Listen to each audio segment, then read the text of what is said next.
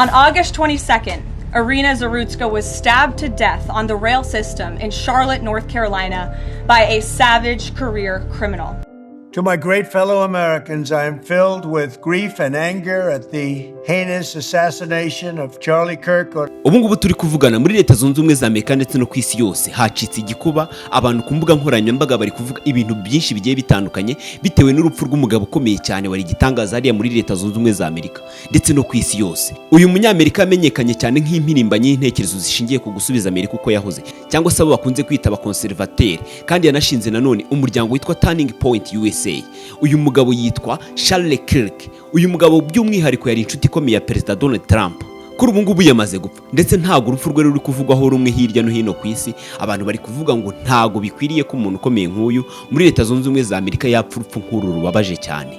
Uyu mwanya tugiye kurebera hamwe ese iby'urupfu rw'uyu Charles Kirk byatangiye bite, ni ibiki abantu bari gukeka ko byaba byatumye agapfa nabi muri ubu buryo bukomeye cyane.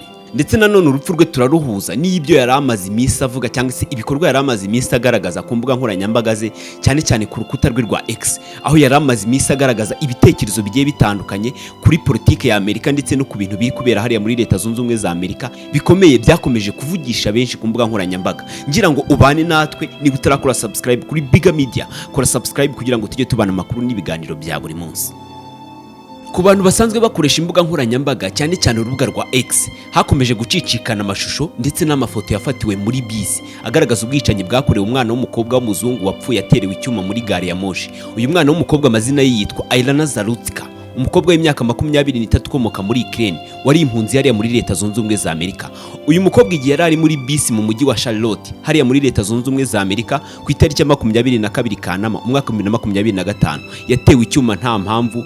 Uyu mukobwa wo muri Ukraine yatewe icyuma n'umusore witwa Carlos Brown Jr., umusore w'umwirabura uba hariya muri Leta Zunze Ubumwe za Amerika n'ubundi ukurikiranyweho ibyaha byo kwica abantu. Ndetse uyu musore yamuteye icyuma ahita amwica, ahita asohoka muri bisi arigendera. Urupfu rw'uyu mukobwa w'impunzi yo muri Ukraine rero ntago rwavuzweho rumwe hariya muri Leta Zunze Ubumwe za Amerika. Abantu benshi bakomeje kugenda bagaragaza ibitekerezo byabo bigiye bitandukanye, bamwe bavuga ngo kubera icyo umuntu w'umwirabura yifata akica umuzungu nta mpamvu, n'ibindi byinshi bigiye bitandukanye. Mu bantu rero bagiye bagaragaza ibitekerezo byabo, n'uyu nguyu Charles Kirk arimo yagiye agaragaza nyine ibyo avuga cyangwa se ibyo atekereza ku rupfu rw'uyu mwana w'umukobwa wapfiriye muri bisi.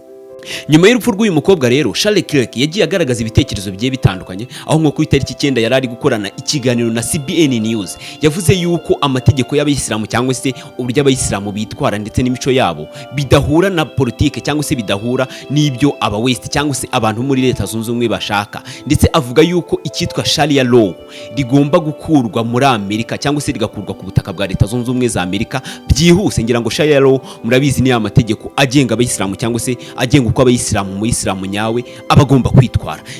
Ndetse ntabwo ari byo gusa, ku itariki 9 nanone yagiye akomeza kugaragaza amashusho y'abantu bagaragaza ibitekerezo byabo ku rupfu rw'uriya mwana w'umukobwa, bavuga ko bidakwiriye, bavuga ihohoterwa rikomeje gukorerwa abantu hariya muri Leta Zunze Ubumwe za Amerika, cyane cyane abazungu. Ndetse ubona ko ari byo bikomeje kugaragara hariya ku mbuga nkoranyambaga ze, ndetse bigaragara yuko abirimo cyane ndetse atabishyigikiye, ari gushaka ko ibingibi byahinduka nk'umuntu wari usanzwe ari impirimbanyi mu bya politike ya Leta Zunze Ubumwe za Amerika ndetse no ku isi yose.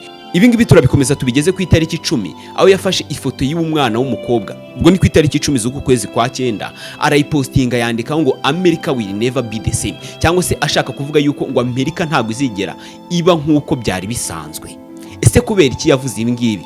Abantu bakomeje kwibaza niba hari aho byaba bihuriye n'urupfu rwe, kuba yaragaragaye mu bikorwa by'uyu mwana w'umukobwa agaragaza nyine ibitekerezo bye by'uko bidakwiriye, ndetse akavuga no ku bayisilamu, ndetse bikagaragara yuko ari kwibasira abirabura cyane. Mbese hari aho bihuriye n'urupfu rwe rwo kuba yapfuye urupfu rubi cyane rutunguranye abantu bose batari biteze. Uyu mugabo yari impirimbanyi y'intekerezo zishingiye ku gusubiza Amerika uko yahoze, cyangwa se abo twita abakonservateri, ndetse yanashinze umuryango ukomeye cyane witwa Turning Point USA. By'umwihariko akaba ari n'inshuti ya Perezida Donald Trump. Akaba yamaze kwicwa arashwe ari gutanga ikiganiro muri kaminuza ya Utah Valley. Ubu bwicanyi bwabaye kuwa gatatu bwo Charles Kirk yari ari mu gikorwa asanzwe akorera muri kaminuza zitandukanye cyo gutanga ibiganiro muri kaminuza kizwi nka American Comeback Tour. Amakuru avuga ko yarashwe ahagana mu ijosi ndetse agahita ajyanwa kwa muganga, ariko bikaza kurangira ashize mu mwuka. Umuyobozi wa FBI Kash Patel tangaje ko ukekwaho ubu bwicanyi yatawe muri yombi ndetse ko iperereza rigikomeje kuri ubu bwicanyi bwakorewe Charles Kirk. Trump nawe yemeje iby'urupfu rwa Charles Kirk abinyujije ku mbuga nkoranyambaga ze, avuga ko yari umuntu udasanzwe kandi yashenguye n'urupfu rwe, cyane yuko bari basanzwe ari inshuti z'akadasohoka. Ahitwa Arlington Heights muri Illinois muri Leta Zunze Ubumwe za Amerika.